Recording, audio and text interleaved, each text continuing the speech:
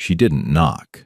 That was the first thing I noticed. Victoria Hale walked straight onto my property like she already owned it, her heels clicking across the gravel path I'd laid by hand 3 summers ago, clipboard pressed against her chest like a shield, or maybe a weapon. "Mr. Turner." She said my name the way people say inconvenience. Short, dismissive, the syllables already carrying a verdict before the trial began. "I've driven past this property 4 times this week. 4 times, and every single time I see the same problem." She gestured toward the hive boxes lined along the south fence. 12 of them, weathered cedar, built the same year my father stopped recognizing my name. The bees were working the clover, indifferent to her presence, which I admired. "These structures are non-compliant," she said. "You've received 2 notices already."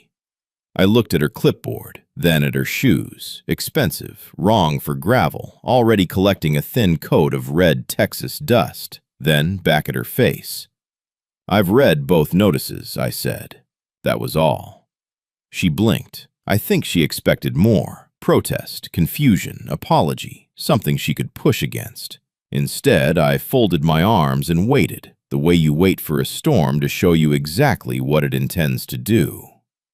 Victoria Hale had been running Silver Creek Estates for 2 years with the kind of efficiency that made people nervous. She'd forced out 3 families for aesthetic violations. She'd replaced the community garden with a decorative fountain no one asked for. She had the HOA board, the property management company, and apparently 3 lawyers on retainer. What she didn't have was any idea who she was talking to. She looked at my worn work gloves, my sun-faded shirt, the modest farmhouse behind me that hadn't changed its face since 1987. And in that look, I could read the entire calculation she was running. Retired nobody, small land, easy problem. She made a mistake that afternoon. Not the last one, but the one that started everything. Have you ever met someone who decided what you were worth before you opened your mouth, and you could see the exact moment they got it completely wrong? Most people who knew me in Silver Creek saw a man who woke before sunrise to check on his bees, drove a 12-year-old pickup truck with a cracked left mirror, and bought the same brand of coffee from the same gas station every Thursday morning. They weren't wrong. That was all true. What they didn't see was the other life, the one I'd quietly folded up and placed in a drawer 23 years ago, like a letter you keep but never reread. I'd spent 17 years in New York working as a financial strategist for institutions that moved money the way rivers move sediment, constantly, quietly, reshaping everything beneath the surface without announcing themselves. I wasn't a name anyone recognized at cocktail parties. I preferred it that way. My work lived in spreadsheets, in structural models, in the architecture of debt that holds up buildings most people never think twice about. I was good at it, uncomfortable with how good, eventually. When my wife, Eleanor, got sick, I came home to Texas, not for a visit, permanently. We had 3 years together after the diagnosis, good years in the ways that matter. I learned to keep bees because she liked honey in her tea. I learned to grow things because she said she wanted to watch something live and grow right outside the window. When she passed, I kept doing both, not out of grief exactly, out of continuation. The farm wasn't flashy. 4 acres, a modest house, a barn that needed new siding, and a perimeter of wildflowers Eleanor had planted the spring before everything changed. The neighbors who moved in when Silver Creek Estates expanded around me saw what they expected to see. A quiet older man, slightly outside their aesthetic, mildly inconvenient to the development's visual ambitions. What they couldn't see was the network of financial structures I'd never fully dissolved. 3 shell entities, 1 private credit fund, capitalized and operational, positioned to deploy into suburban real estate credit markets. I'd restructured it 6 years ago with the help of 2 attorneys and a very detail-oriented accountant in Austin. It wasn't something I managed daily anymore. It ran on governance and discipline, the way good structures do. But I still held the controlling interest. I still received the quarterly reports. I still signed off on every major credit decision over a certain threshold. I hadn't needed to think about it in months, until Silver Creek Estates showed up in one of those quarterly reports. I hadn't connected the name to my neighborhood at first. The filing used a parent entity layered through a holding company registered in Delaware. It wasn't until I saw the address on the collateral schedule, the cross streets a quarter mile from my front gate, that I set the report down on the kitchen table and sat with it for a long time. The bees didn't notice, but I did. There's a thing that happens to people who spend long enough inside systems of power. Either they start believing the power belongs to them personally, that it travels with them, lives inside them, makes them larger than they actually are, or they learn, slowly and sometimes painfully, that power is just a tool, like a level or a torque wrench, useful when the job calls for it, dangerous when used to settle something that isn't a job at all. I learned that lesson the hard way. 17 years in institutional finance means you watch people use leverage wrong more times than you can count. A managing director who called a borrower's bluff in a restructuring meeting just to feel the room shift toward him. A credit committee that killed a community development loan not because the numbers were bad, but because the chairman had a personal issue with the sponsor. Power used as theater. Power used as punishment. Power used to confirm a story someone was already telling themselves about who they were. I'd made my own version of that mistake once, early in my career. Used information I had access to in a way that was legal but not right. Nobody got hurt, technically, but I saw the shape of what I was becoming, and I didn't like it. Eleanor was the one who said it plainly, the way she said most things. You can be the kind of person who knows more than everyone in the room, or you can be the kind of person who uses that well. Those aren't always the same person. I chose to try to be the second kind. Most days I managed it, which was why, when Victoria Hale walked onto my property with her clipboard and her assumptions, I didn't reach for anything. I didn't correct her. I didn't mention the fund. I didn't ask if she understood who held the senior debt on every major structure in her development, because none of that was relevant yet. She hadn't actually done anything irreversible. She was citing me for beehives on property I'd owned for 31 years. That was a nuisance, not a crisis, and I had learned, from Eleanor, from the markets, from watching too many smart people confuse their position with their character, that escalating before you understand the full shape of a problem is how people make the kind of mistakes they can't walk back. So I watched. I read the violation notices carefully, the way you read a contract, looking not just at what they said, but at what they implied about the person who wrote them. I noted the citations, all of which referenced HOA bylaws that, upon review, did not actually apply to agricultural structures predating the development's incorporation. I filed nothing, said nothing, kept my own counsel, and I waited to understand exactly what Victoria Hale was actually trying to do. What's more dangerous, someone with real authority or someone who has never once been told no? The third violation notice arrived on a Tuesday, tucked inside a certified envelope with the Silver Creek Estates HOA letterhead pressed sharp and official across the top. I read it at the kitchen table with my morning coffee. It was no longer about the beehives. The language had shifted, carefully, deliberately, into something larger. Non-compliant agricultural operations within a planned residential development zone. Structural violations constituting aesthetic and property value disruption. And at the bottom, in a separate paragraph formatted to look almost like an afterthought, outstanding HOA assessment fees totaling $34,200, due within 30 days. I set the letter down.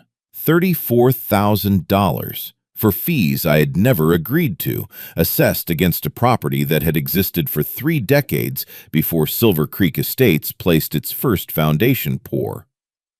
The itemization was 4 pages long, dense with line items that compounded retroactively.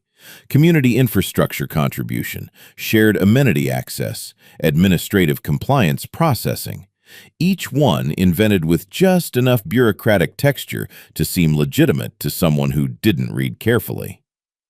I read carefully. The 30-day clock had already started. According to the letter, failure to pay would trigger a formal lien filing against the property. A second default notice would initiate foreclosure proceedings under a provision of the HOA's governing documents that, I noted, had been amended 14 months ago, well after my land was already surrounded by the development. My land. Eleanor's wildflowers still grew along the eastern fence line.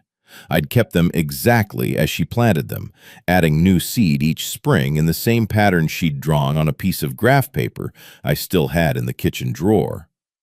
The soil in the south field remembered 30 years of careful composting. The barn held tools my father had bought before I was born. None of that was collateral in any legal sense, but it was the whole point. Victoria Hale didn't want my money. $34,000 was nothing to a development of Silver Creek's scale. What she wanted was the land. What the letter was designed to produce was either capitulation or default, both of which ended with her acquiring a 4-acre agricultural parcel that sat directly in the path of the development's planned Phase 3 expansion. I had seen this structure before. Not with beehives and HOA fees, but with the same underlying logic. Manufacture a liability, attach it to an asset, foreclose under pressure. The clock was running. 30 days. I picked up my coffee, walked to the window, and looked at Eleanor's wildflowers for a long moment. Then I went to my desk. I started the way I always started, with the documents. Not to build a case, not yet, just to understand the shape of the thing I was looking at. The HOA's governing documents were publicly filed with the county clerk. I pulled them that afternoon, along with the amendment history, the original plat maps for Silver Creek Estates, and the recorded easement agreements that had been negotiated when the development first broke ground around my property. 3 hours of reading, 2 legal pads of notes, 1 cup of cold coffee I forgot about entirely. What I found was methodical in a way that told me something important about Victoria Hale. She was not operating alone, and she was not operating carelessly. The fee structure had been inserted into the HOA bylaws through an amendment process that was technically compliant, proper notice sent, proper vote recorded, but the notice had gone to a mailing list that somehow did not include my address, despite the county's parcel records showing my property clearly within the development boundary. An oversight, she would say. I wrote it down. The second thing I found was in the original easement agreement, a clause buried in Section 14, subsection C, that granted existing agricultural operations within the incorporated boundary a specific exemption from aesthetic compliance requirements, provided those operations predated the development certificate of occupancy by more than 5 years. My farm predated it by 26. I wrote that down too. The third thing I found was not in any document I was supposed to have access to. It came from a different direction entirely. My fund manager, a methodical woman named Patricia, who had worked with me for 11 years, had flagged something in the monthly operational summary she sent the previous week, a note, almost incidental, at the bottom of a loan performance table. One of the Silver Creek credit facilities had requested a covenant modification, specifically a relaxation of the debt service coverage ratio requirement on a construction loan tied to Phase 2 of the development. That was unusual. Covenant modifications on performing loans don't happen without a reason. I called Patricia that evening. The coverage ratio on Phase 2 dropped, she said without preamble. The revenue projections they submitted when the loan was originated don't match the actual absorption rate for the units. They're selling slower than they told us they would. How much slower? A pause. Enough that Phase 3 doesn't pencil without the land acquisition. I was quiet for a moment. My land acquisition. Patricia, I said, pull everything we have on the Silver Creek credit facilities, all of them. I want the original underwriting packages, the appraisals, the title reports, and every covenant compliance certificate they've submitted since origination. Another pause, longer this time. Caleb, she said carefully, is there something I should know? Not yet, I said. Let me read first. I heard her typing before I even finished the sentence. 11 years, and she already understood. When I said, let me read first, it meant something had already gone wrong, and I was only now starting to measure how far. How many times does a predator mistake patience for weakness? before they realize they've walked into something they can't back out of. Patricia sent the files the next morning. 4 folders, compressed, totaling nearly 800 pages of origination documents, appraisal reports, covenant compliance certificates, and internal credit memos. I printed what I needed and spread it across the kitchen table. By noon, I had found the first problem. The appraisal on Phase 1 of Silver Creek Estates, the one submitted to support the initial construction loan, had been prepared by a firm called Meridian Valuation Group. The comparable sales they used to justify the land value were drawn from 3 transactions in a different county, a different market, a different density profile entirely. The adjustments applied to bridge those differences were aggressive. Generous, you might say, if you were being diplomatic. Fabricated, you might say, if you were being accurate. The resulting appraised value was 31% above what the market data actually supported. A 31% inflation on a land appraisal submitted to a lender isn't a rounding error. It isn't an optimistic assumption. It is the kind of number that, when a loan is originated against it, means the lender is immediately underwater on the collateral and doesn't know it yet. My fund was the lender. I sat with that for a while. There was a version of this moment where I picked up the phone and called the situation in immediately, flagged the appraisal discrepancy, triggered the covenant review, initiated a formal credit watch. That was the procedurally correct response, and it would have been entirely justified. I didn't do it. Not because I wanted to protect Victoria Hale or give her room to maneuver, but because I had learned something else in 17 years of working with distressed credit. If you move too early, before you understand the full structure of the problem, you give sophisticated actors time to reorganize. Documents get amended. Ownership gets transferred. Money moves to places that are technically legal to move money to, but only if you get there first. Victoria Hale had not struck me as unsophisticated. So instead of calling it in, I made a different choice. I drove to the county recorder's office and spent 3 hours with their public records terminal, tracing every entity name that appeared in the Silver Creek loan documents. Shell companies, holding structures, registered agents. I mapped them the way you map a river system, following each tributary back toward its source. 2 of the entities led to a name I didn't recognize. A third led to a law firm in Houston with a reputation for offshore structuring work. A fourth, and this was the one that made me stop and sit back in my chair, led to a series of transfers that had been recorded in the last 90 days. Recent, deliberate, consistent with someone who was preparing for a liquidity event or an exit. I photographed every relevant page with my phone. I thanked the clerk on my way out, the way you thank someone who helped you without knowing they did. Then I drove home and fed the bees. Is there a difference between a person who does the right thing and stays quiet about it, and one who does the right thing loudly? Which one actually changes anything?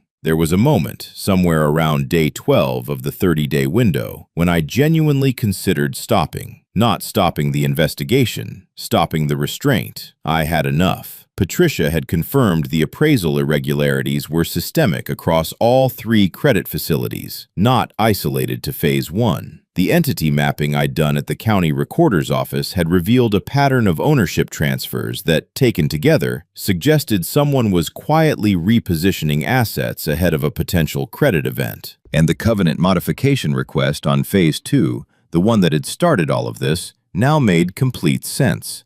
The development wasn't just underperforming, it was structured to fail in a specific direction, at a specific time, in a way that would benefit whoever was holding the right position when it happened. I knew what that looked like. I had seen it before, in different markets, with different names on the documents. I could have triggered the credit review that afternoon and had Victoria Hale's financing structures under formal examination within 72 hours. Instead, I sat on my porch and thought about timing. The problem with moving early wasn't legal. I had full authority to initiate a credit review at any point. The problem was evidentiary. What I had was a pattern, and patterns are persuasive to people who understand credit structures. They are less persuasive in administrative hearings, regulatory filings, and, if it came to that, courtrooms. For those audiences, you needed documentation that was not just accurate, but airtight, sequenced, sourced, unambiguous. I needed Victoria Hale to keep going. Every additional step she took, every fabricated fee notice, every pressure letter, every procedurally questionable action against my property was another data point in a timeline that would eventually tell a complete story to people with the authority to act on it. She thought she was building pressure. She was building a record. The distinction mattered enormously, and only one of us understood it. I watched a hawk circle the south field for a long time that evening, patient and entirely still against a cooling sky. When someone stays silent while being wronged, how do you tell the difference between someone who can't fight back and someone who's already decided how this ends? On day 14, I started building the file. Not a folder of grievances, not a complaint letter drafted in anger at 11 o'clock at night. A proper documentation package, the kind that holds up under scrutiny because it was assembled with the same discipline I had once applied to credit underwriting. Chronological, sourced, cross-referenced, with every claim supported by at least 2 independent pieces of evidence.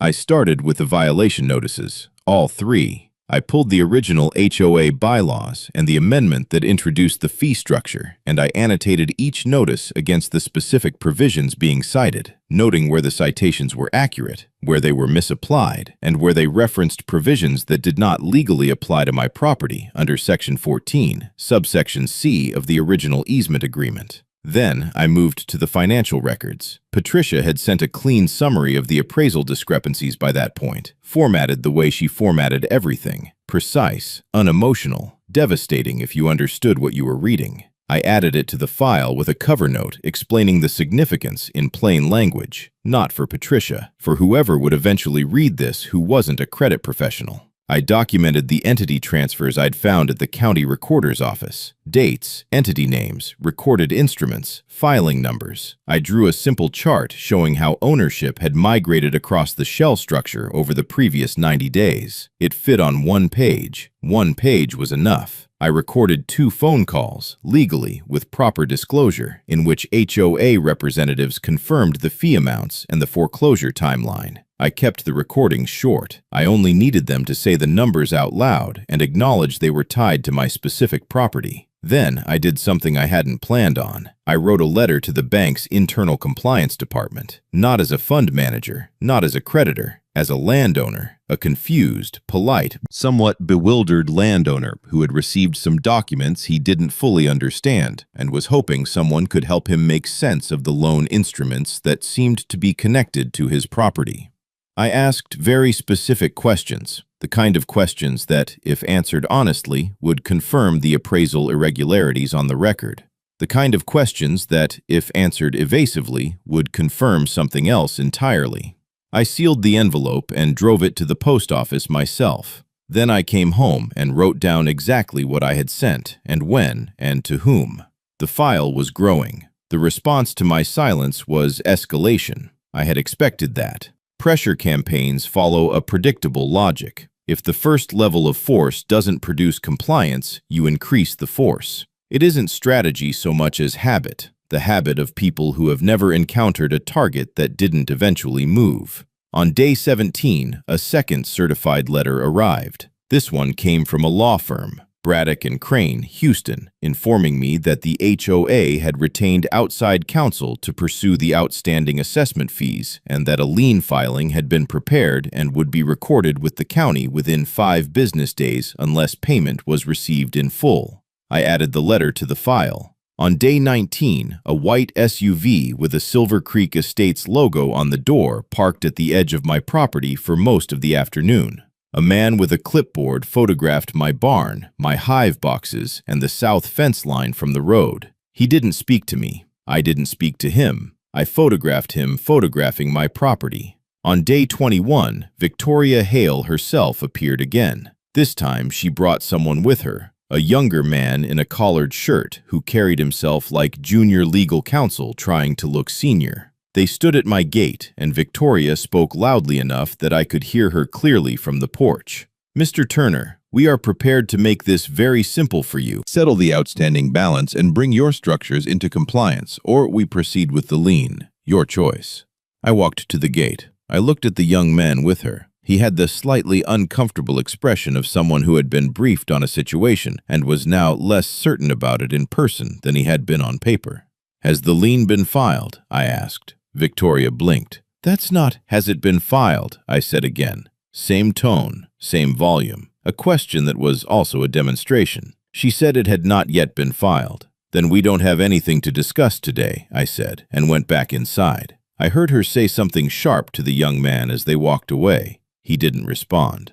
The community meeting was Victoria's idea. I found out about it the way I found out about most things in Silver Creek Estates, through my neighbor Margaret Osei, a retired schoolteacher who lived 3 lots down and had the quiet, observant quality of someone who had spent 40 years watching people reveal themselves in small moments. She knocked on my door the evening before it was scheduled. "She's called a residents' meeting tomorrow night," Margaret said, standing on my porch with her hands folded in front of her. "At the clubhouse, 7 o'clock. A pause. "She's presenting it as a community safety and standards discussion, but I've heard her talking to people, Caleb. She's framing your property as a liability issue. She's saying the farm creates pest and sanitation concerns that affect property values." I thanked her, offered her tea. She declined, but didn't leave immediately. "Are you going to go?" she asked. "Yes," I said. She looked at me for a moment with the particular expression of someone weighing whether to say the next thing. "She told Carol Whitman that you've been refusing to cooperate with legitimate HOA authority," Margaret said carefully, "and that if residents don't support enforcement action, the whole development's compliance standing could be jeopardized."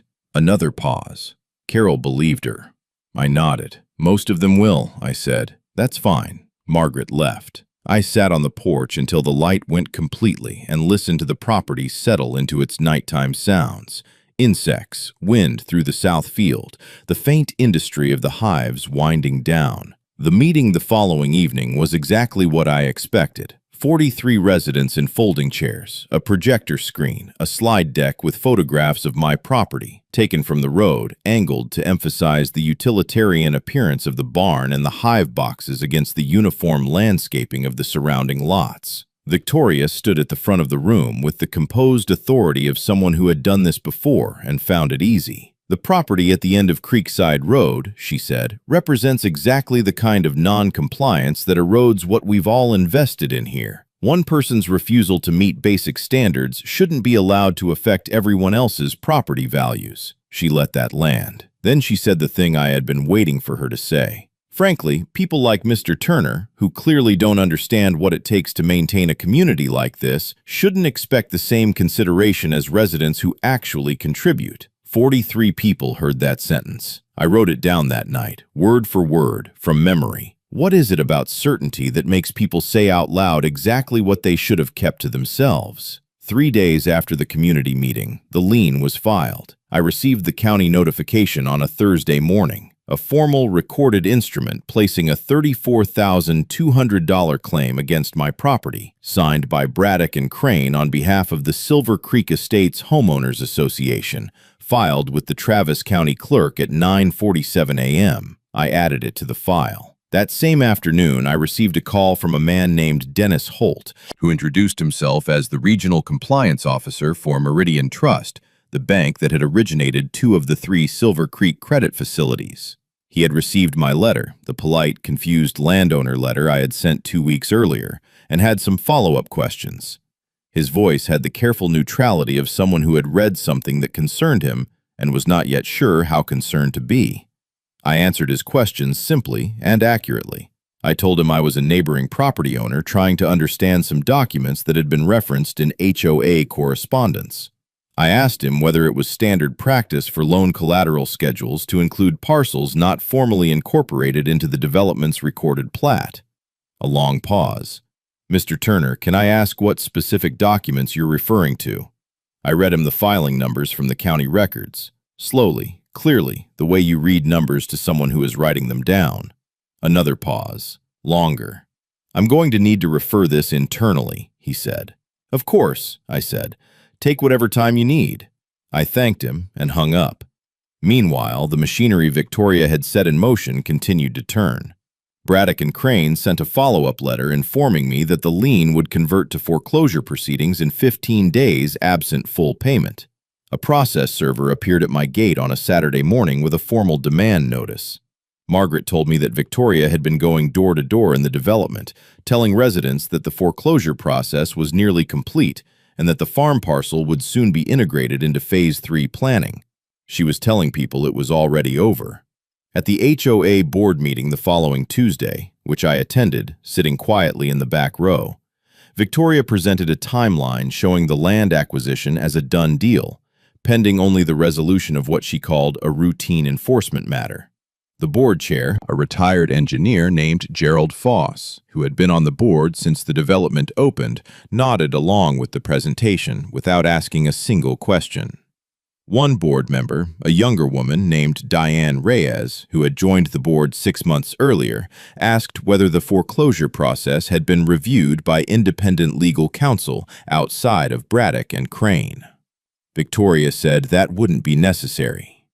Diane Reyes wrote something on the notepad in front of her. I noticed that. After the meeting, as people filtered out through the clubhouse lobby, Gerald Foss walked past me without acknowledgement. But Diane Reyes paused near the door, glanced back toward the front of the room where Victoria was still talking to the board chair, and then looked directly at me. She didn't say anything, but the look she gave me was not the look you give a man who is about to lose his property. It was the look you give a man you're not entirely sure you've correctly understood. Diane Reyes knocked on my gate 2 days later.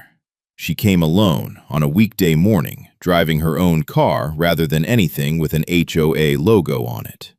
She was perhaps 40, with the precise, considered manner of someone who chose her words the way a careful person chooses tools, not by habit but by function. I opened the gate and invited her in. She declined to come inside the house, but accepted the offer to sit on the porch. I brought 2 cups of coffee. She wrapped both hands around hers without drinking it. "I want to be clear that I'm here as an individual," she said, "not in any board capacity." "Understood," I said. She looked out at the property for a moment, the hive boxes along the south fence, Eleanor's wildflowers still holding their last color before the season turned, the barn with its weathered siding that I kept meaning to replace. "I've been on the board 6 months," she said, "long enough to see how things work." A pause. "The fee structure that generated your assessment, I raised concerns about it when the amendment was introduced. I was told the legal review had already been completed." "Had it?" "I've been trying to find out." She looked at me directly. "The Braddock and Crane relationship goes back further than my tenure. I don't know the full scope of it." I nodded and said nothing. She studied me for a moment with the expression I had seen briefly at the board meeting, that recalibrating look, like someone quietly revising an equation. "Mr. Turner," she said carefully, "the questions you asked at the county recorder's office, I know you were there because the clerk mentioned it to someone on the facilities committee, and it got back to me." She paused. "Those were very specific questions for a landowner who described himself as confused about some documents." I looked at her steadily. "I was confused," I said. "I've since become less so." She absorbed that, set her coffee cup down on the porch railing. "Victoria is telling the board the foreclosure is procedurally clean," she said. "She's also telling them the land acquisition is critical to Phase 3 viability." Another pause, smaller this time. "Is it?" "Phase 3 has larger problems than my 4 acres, I said. Diane Reyes was quiet for a long moment. Then she picked up her coffee, took 1 sip, and stood. "I appreciate the conversation," she said. She drove away without looking back, but she had come, and she had listened, and some part of what I hadn't said had landed exactly where it needed to. How much does a person reveal about what they know simply by the questions they choose not to ask? 9 days left. Patricia called on a Wednesday evening with the kind of measured calm she used when the information she was delivering was not calm at all. "The compliance team finished the deep review on all 3 Silver Creek facilities," she said. You need to hear this in sequence.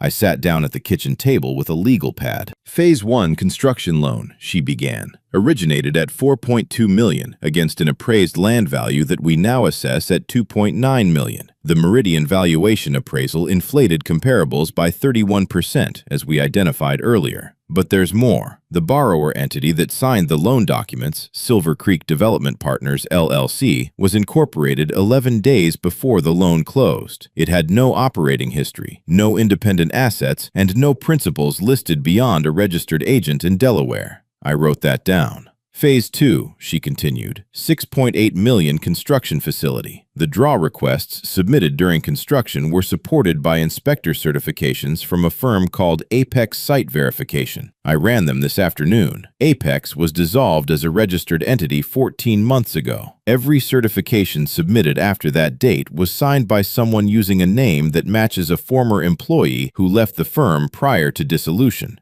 I stopped writing. Someone was signing dissolved company certifications for 11 months of draw requests totaling approximately $3.4 million. The kitchen was very quiet. Phase 3, Patricia said. Pre-development credit line, $2.1 million, partially drawn. The collateral schedule includes a parcel described as, quote, anticipated acquisition, currently in negotiation, estimated close within development cycle. A pause. Caleb, they used land they don't own yet as partial collateral for a loan they've already drawn against. My property. They had borrowed against my property before they owned it, before they had any legal right to it, and structured the foreclosure pressure campaign as the mechanism to close that gap. The fabricated fees, the lien, the 15-day foreclosure clock. It wasn't harassment. It was a closing condition. Patricia, I said, how long have you had the Phase 3 collateral schedule?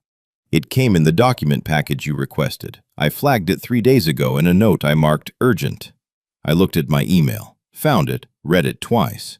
3 days. I had been sitting on this for 3 days without fully registering what it meant, because I had been watching the gate and responding to process servers and attending board meetings and doing everything except reading my own inbox carefully enough. 8 days until foreclosure proceedings could be formally initiated. I closed the legal pad. Patricia, I said, I need you to prepare a formal credit review notice for all 3 Silver Creek facilities, full covenant examination, freeze all discretionary draws pending review. A pause. Date it today. Done, she said, already typing. And call our counsel. Tell them I need 30 minutes tomorrow morning. I hung up and sat in the silence of the kitchen for a long time. The clock had been running for 22 days. Now I started one of my own. The call with our counsel lasted 47 minutes. Her name was Rosalind Park. She had worked with the fund since its restructuring 6 years ago, and she had the quality I valued most in lawyers. She told you what the situation actually was, not what you wanted it to be. I walked her through everything. The appraisal inflation, the dissolved inspection firm, the pre-acquisition collateral on Phase 3, the entity transfers at the county recorder's office, the HOA fee structure, and the foreclosure timeline being used as a closing mechanism against my property. When I finished, she was quiet for a moment. You understand that the moment we issue the formal credit review notice, the borrower entities will know something has changed, she said. Yes. And if Victoria Hale is as sophisticated as this structure suggests, she will move quickly. That's why the notice needs to go today, and why I need something else filed before she has time to respond.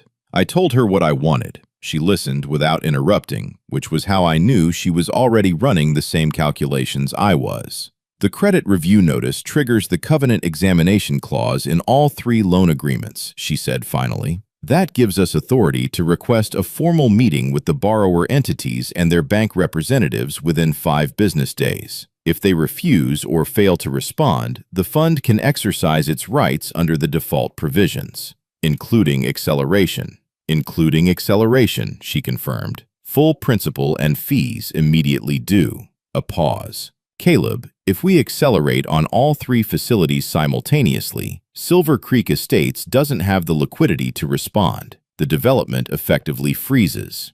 I know. Is that what you want? I thought about Margaret Osei, who had knocked on my door to warn me, about Diane Reyes, who had driven to my property alone to ask careful questions, about the 43 residents in folding chairs who had listened to Victoria Hale tell them their neighbor didn't deserve consideration. Residents who had bought homes in good faith and had no idea the financial structure beneath them was built on manipulated numbers. "No," I said. "I don't want to freeze the development. I want the meeting. I want Victoria Hale and her bank representatives in the same room, with the full documentation in front of them before the foreclosure clock runs out. That's a narrow window. 8 days. Another pause. I heard Rosalind writing. "There's one more thing," I said. "The formal meeting notice. It needs to go out under the fund's full legal name and registration. No ambiguity about who's requesting it. Of course, that's standard. I want to make sure the bank's compliance team connects the name to the letter I sent them 2 weeks ago, the one from the confused landowner."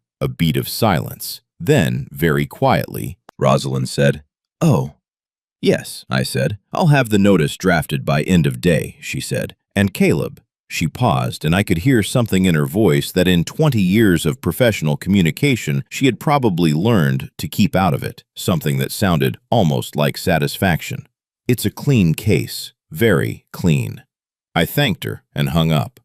Outside, the late afternoon light was coming low and gold across the south field, the way it did in October, striking the tops of the hive boxes and turning the cedar a deep amber. 8 days. The foreclosure notice arrived on day 26. Not a warning, not a final demand, a formal notice of foreclosure proceedings, filed with the county that morning at 8:14 a.m., hand-delivered to my gate by a process server at 10:30, signed by 2 partners at Braddock and Crane, and countersigned by Victoria Hale in her capacity as HOA president. They had moved 4 days early. I stood at the gate and read the document twice. The process server, a young man who had the uncomfortable expression of someone who knew what he was delivering, waited for a response. I thanked him. He left quickly. I brought the document inside and called Rosalind. "They filed early," I said. "I see it. County records updated 12 minutes ago." Her voice was level. "The credit review notice went out yesterday afternoon. They may have been monitoring for exactly that kind of activity and accelerated their timeline in response." "Can they do this? File before the 30 days elapsed?" The 30-day period in their demand letter was their own self-imposed window, not a statutory requirement. The HOA's governing documents allow foreclosure initiation after a lien has been recorded and a secondary notice period has passed. They sent the secondary notice with the Braddock and Crane letter 18 days ago. A pause. "It's aggressive, but it's technically within their procedural framework." I sat down. "Rosalind, what does this mean for the property?" She was quiet for a moment in the careful way of someone choosing precision over speed. "Once foreclosure proceedings are formally initiated, the property is encumbered. You can challenge the lien, and you should, because the Section 14 exemption gives you strong grounds, but that process takes time we don't currently have in front of us. If the proceedings advance without a court-issued stay, the sale could be scheduled within 60 days. Another pause. "I want to be honest with you. We have the credit review notice out, we have the meeting request filed, and we have strong documentation, but the meeting isn't scheduled until day 31. That's after the foreclosure filing date." I understood what she was saying. On paper, Victoria Hale had won. She had moved faster than my timeline, filed the proceedings before the meeting could happen, and placed my property inside a legal process that would require active court intervention to stop. The credit review, the documentation, the clean case Rosalind had called it, none of that prevented a foreclosure from advancing while a separate proceeding worked its way through the system. I looked around the kitchen, the legal pads stacked on the table, Eleanor's graph paper drawing of the wildflower layout still in the kitchen drawer. 31 years of accumulated presence in a house that was now technically subject to a proceeding I could not stop with a phone call. I thought about what it would mean to lose it. Not abstractly, concretely, the specific weight of that outcome. Then I thought about the meeting, day 31, 5 days away. I picked up the phone and called Patricia. "The meeting is still on," I said. "I need you to add something to the documentation package. The Phase 3 collateral schedule, the one that lists my parcel as anticipated acquisition." A pause. I want a certified copy of my property deed attached directly behind it. So they're side by side, she said, so there's no question what they did. Have you ever watched someone celebrate a victory they don't yet understand they've already lost? The night before the meeting, I couldn't sleep. Not from anxiety, something quieter than that, a kind of accumulated weight that needed to be sat with rather than solved. I made tea at 2 in the morning and took it out to the porch, the way Eleanor and I used to do in the years before she got sick, when a sleepless night was just a sleepless night and not something that needed explaining. The property was very still. October had finally settled into the air with real intention, cool, clean, carrying the faint sweetness of the hive boxes winding down for the season. The bees would cluster soon, slow their whole world to a single sustained warmth at the center of each box, burning through their honey stores through the cold months, patient in the way that only creatures without ego can be patient. Eleanor had loved that about them. They don't fight the winter, she had said once, sitting exactly where I was sitting now, both hands around her mug. They just wait it out together. I thought about what I was bringing into that room tomorrow. Not just the documents, though the documents were thorough, sourced, and unambiguous in the way that Rosalind had called clean and I had spent 26 days making certain of, but the weight behind the documents. 31 years on this land, a marriage that had been lived here in its fullest and its hardest chapters, a life that had been deliberately simplified not out of failure but out of choice, the choice to stop performing importance and start actually inhabiting something real. Victoria Hale had looked at all of that and seen a liability, a holdout, a man who didn't understand what it took to maintain a community like this. She had been wrong about what I was, but she had also, without knowing it, been wrong about what this land was. Not just to me, to Eleanor's memory, to the soil that remembered 30 years of care, to the bees that didn't know about power and didn't need to. I was going to walk into that room tomorrow and do something I had spent my entire professional career learning to do precisely and without excess. I was going to show people exactly what the numbers said. Nothing more, nothing less. The rest would follow by its own logic, the way it always did when the structure was sound. I finished my tea, went back inside, set my alarm for 5:30. What do you hold on to in the hours before the moment you've been building toward? And what does that tell you about what actually matters? The meeting was scheduled for 10 o'clock at the Meridian Trust Regional Office in Austin, a glass and steel building on Congress Avenue that smelled of recycled air and institutional carpet.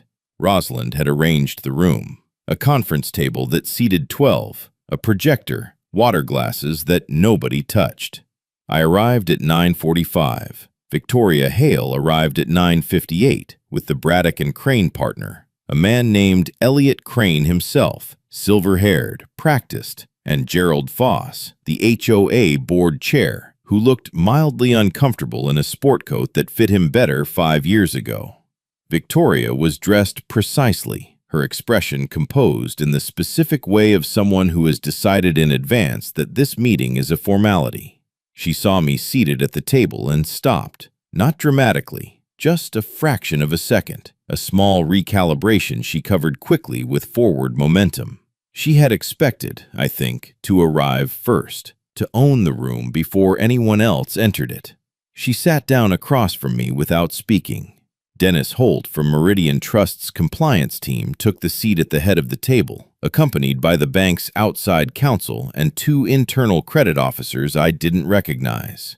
Rosalind sat to my left. Patricia, who had driven down from Dallas that morning, sat to my right with a laptop and the complete documentation package printed and tabbed in 4 separate binders.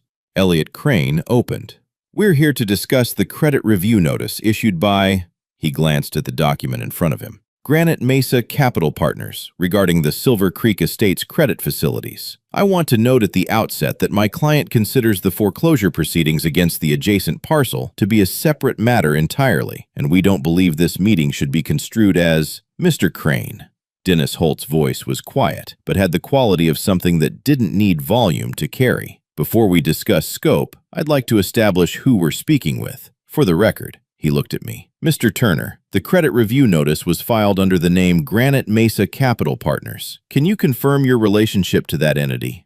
This was the moment. I had thought about how to do it, whether to build to it, layer it, let the room arrive at the conclusion gradually, but Rosalind and I had agreed the night before that clarity served everyone better than theater. I reached into the folder in front of me and placed 3 documents on the table. The first was the fund's certificate of formation, registered with the Delaware Secretary of State, listing the controlling interest holder. The second was the most recent annual governance filing, showing the fund's current principal and decision-making authority. The third was a letter on Granite Mesa Capital Partners letterhead, signed by me, confirming my identity and role as controlling principal of the fund that held the senior debt position on all 3 Silver Creek Estates credit facilities. I slid copies to Dennis Holt, to Elliot Crane, and to Victoria Hale. Caleb Turner, I said, controlling principal, Granite Mesa Capital Partners. We are the lender on Phase 1, Phase 2, and the Phase 3 pre-development facility.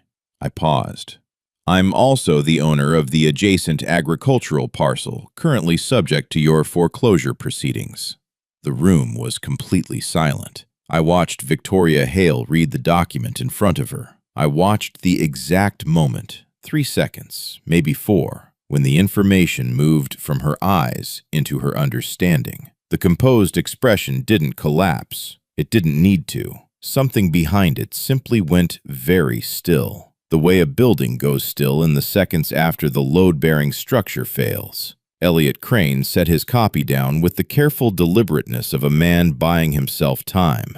Gerald Foss stared at the table. Dennis Holt looked at me with the expression of someone whose private suspicions had just been confirmed in a much larger way than he had anticipated. "Mr. Turner," he said slowly, "the letter you sent our compliance department was accurate," I said. "I was a landowner who had received documents he wanted to understand. I now understand them." I nodded to Patricia. She opened the first binder and placed copies in front of each seat. "The documentation package covers 3 areas," I said. "First, the appraisal irregularities on the Phase 1 origination, a 31% inflation in land value, supported by comparable sales from an incompatible market, submitted by Meridian Valuation Group." I let that land. "Second, the draw certifications on Phase 2, 11 months of which were signed under the name of a firm that had been dissolved 14 months prior to the first certification." Another pause. "Third, the Phase 3 pre-development collateral schedule, which lists my property, a parcel I have owned for 31 years, which was never under contract, never in negotiation, and over which the HOA had no legal acquisition rights, as partial collateral supporting a credit facility against which draws had already been made." I opened my own copy to the relevant page and placed it flat on the table. "I've attached a certified copy of my property deed directly behind the collateral schedule," I said, "so there's no ambiguity about the sequence of events." Elliot Crane started to speak. "Mr. Turner, the fund is exercising its right to call a full covenant examination on all 3 facilities," Rosalind said, her voice precise and entirely without heat. "We are also referring the appraisal documentation and the draw certification irregularities to the appropriate regulatory bodies. That referral was filed this morning." Victoria Hale looked up from the document. For the first time since I had met her, she had nothing ready. No clipboard, no slide deck, no room full of residents she had already prepared, just a conference table, a set of documents she could not dispute, and the particular silence of a person who has just understood that every step they took with such certainty was a step toward exactly this moment. I looked at her steadily. "I think it's time," I said, "to clarify who's actually behind these loans." She said nothing, because there was nothing left to say. Dennis Holt closed the binder in front of him and looked at his counsel. Something passed between them, a glance that had the weight of a decision already made. "We're going to need to suspend this meeting," he said, "and convene internally." He stood. "Mr. Turner, we'll be in contact with your counsel before end of business today." He left the room without looking at Victoria Hale. His credit officers followed. Elliot Crane gathered his documents slowly, with the careful movements of someone who had just assessed a situation and was already managing the distance between himself and his client. Gerald Foss stood up, looked once at Victoria, and walked out without speaking. Victoria Hale sat alone at the table for a long moment. Then she looked at me, not with anger, not with the composed authority she had carried into every interaction before this one, with something more exposed than either of those things. "You could have told me," she said, quietly, almost to herself. I picked up my folder. "You didn't ask," I said. The 48 hours that followed moved with the particular efficiency of systems that have been waiting for permission to correct themselves. Meridian Trust froze all 3 Silver Creek credit facilities by end of business the same day. The draw freeze on the Phase 3 pre-development line was immediate and unconditional. By the following morning, the bank's internal audit team had opened a formal review of the origination files, the appraisal documentation, and every draw certification submitted under the dissolved inspection firm's name. Rosalind filed the regulatory referral with the appropriate federal oversight body that afternoon. The referral was thorough, sourced, and, as she had said from the beginning, clean. Victoria Hale's attempt to transfer 2 of the shell entity interests to a third party was flagged by the title company within hours and referred back to the bank's legal team. A second transfer attempt, through a different structure, was identified and blocked the following morning. By the time her personal counsel contacted Rosalind to discuss terms, the window for meaningful asset repositioning had already closed. The HOA foreclosure proceedings against my property were withdrawn 6 days later, following a court filing that cited the Section 14 agricultural exemption, the procedural deficiencies in the fee assessment process, and, at Rosalind's precise insistence, the material conflict of interest created by the HOA president's dual role in both the enforcement action and the development entity that stood to benefit from the land acquisition. The lien was released. The $34,200 in fabricated fees was formally voided. 3 months later, Silver Creek Estates had a new management structure. The HOA board was reconstituted under county oversight, with Diane Reyes serving as interim president while permanent governance was established. The financial records were opened for full resident review for the first time since the development's incorporation. Several residents who had been fined under the same fee structure used against me filed successful challenges and received refunds. Gerald Foss resigned quietly. Nobody was surprised. Victoria Hale faced a federal investigation.